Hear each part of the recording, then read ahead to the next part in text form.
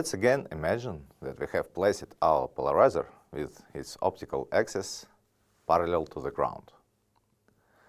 Thus, we have adjusted the measurement procedure, which is defined by the 0, 1 basis.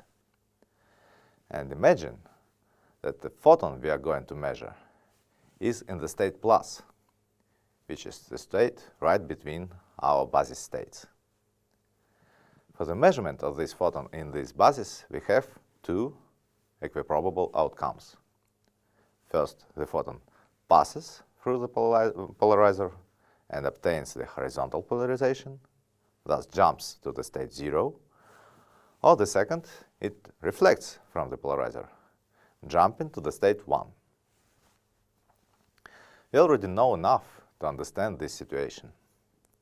These completely random outcomes tell us that the photon actually takes both these opportunities. It passes and reflects simultaneously, though in different universes. And we subjectively perceive only one of these outcomes. And if the photon does both things, then we can assume that before the measurement, this photon actually was in two states simultaneously. It was in the state 0 with horizontal polarization and in the state 1 with vertical polarization. Now, each of these photons, from the point of view of the wave theory of light, is represented as a wave. But what is a wave? Waves propagate oscillations. So to understand what is a wave, let's start from the question, what is oscillation? For the sake of clarity, we are going to consider the case of a simple harmonic oscillations, which are described by the differential equation written here. In this equation, f stands for the parameter which oscillates. It can be, for example, the position of a pendulum, or its velocity, or it can be the intensity of electromagnetic field, etc. The letter omega denotes the angular frequency of oscillations. We will see what it means later. And the letter t denotes time. So the function f is a function of time. Okay, let's take a closer look at the equation. First, we can note that this equation is a linear differential equation, which means that if two functions f and g satisfy this equation, then any weighted sum of these functions also satisfy this equation. Second thing to notice here is that we differentiate the function f two times, and we obtain just the same function, but with the minus sign.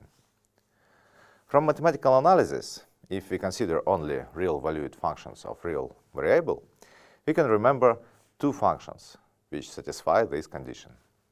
These are sine and cosine. If we differentiate sine two times, we obtain minus sine, and same with cosine. Sine and cosine are actually the same thing. They just differ by the phase. So we can write the basic function which solves this equation as this. Here, a big stands for the amplitude of the oscillations, omega is an angular frequency, and the new letter phi defines the phase of oscillations. Let's see how this works. At time 0, the value of f is just a big multiplied by cosine of angle phi. The cosine has a period equal to 2 pi. So after the time interval 2 pi divided by omega, we will have the same state of the oscillator, a big multiplied by cosine of phi. This means that the period of oscillations equals to 2 pi divided by omega. And since in the same time it is 1 divided by the oscillation's frequency, nu, we can conclude that Angular frequency is just wave frequency nu multiplied by 2 pi. Okay, now what about this phi, which denotes the phase? If phi equals to 0, then at time 0 we have function f equal to its amplitude, which is its biggest value. If phi equal to pi divided by 2, then function f at time 0 is 0, which is the central position of oscillation.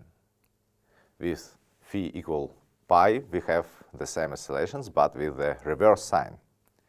When initial oscillations with the 0 phase have value x, the oscillations with the phase pi have value minus x. And with the phase phi equal to pi, we will have exactly the same oscillations as with 0 phase, since 2 pi is the period of the cosine. So phi has the physical meaning of the phase shift, which tells us at which point of the cycle the oscillations are at time 0. Okay, sines and cosines work pretty well if you consider the real valued functions. But what if we look at the functions which values can be complex numbers? I mean, let's take a look at this equation again. We differentiate the function and we obtain the same function, multiplied by a constant. For a mathematician, it really does ring a bell. The only function with this property is exponent. When you differentiate the exponent, you obtain the same exponent multiplied by the derivative of its parameter. And since we differentiate it twice, we must obtain the same exponent again, but multiplied by the derivative of its parameter 2 times. So for the exponent of omega t, after double differentiation, we obtain omega squared multiplied by exponent of omega t. Not good enough, since we want to have this minus here. How can we obtain a negative number after squaring something? With complex numbers, it's easy. We need just add here an imaginary unit. And the whole solution in complex numbers looks like this. A big is again the amplitude, and phi is a phase. It looks all good, but there's one question. This function is a complex valued function. How can we interpret it or use it in our real world for describing real oscillations? There are no complex numbers in the real world, right? Well, it's okay. When we want to obtain the physical meaning of this function, we just have to omit the complex part. This exponent can be rewritten using Euler's formula like this. Now, when we consider the physical meaning of it, we keep this real valued cosine and forget about the imaginary part, I multiplied by sine. And we obtain just the same expression as before. But what for? Why do we need to do all this with complex numbers if we can do it with the real numbers? And the result is just the same. Well, there's a reason. Remember what I told you about vector spaces and particularly about the state space. I told you that multiplication of a state by a number does not change state. Now let's consider the oscillations with 0 phase shift. I wrote here the functions which describes them. The real valued function is on the left and the complex valued function is on the right. Now, what if we add some phase angle phi? For the real valued function, phi goes into the argument of cosine.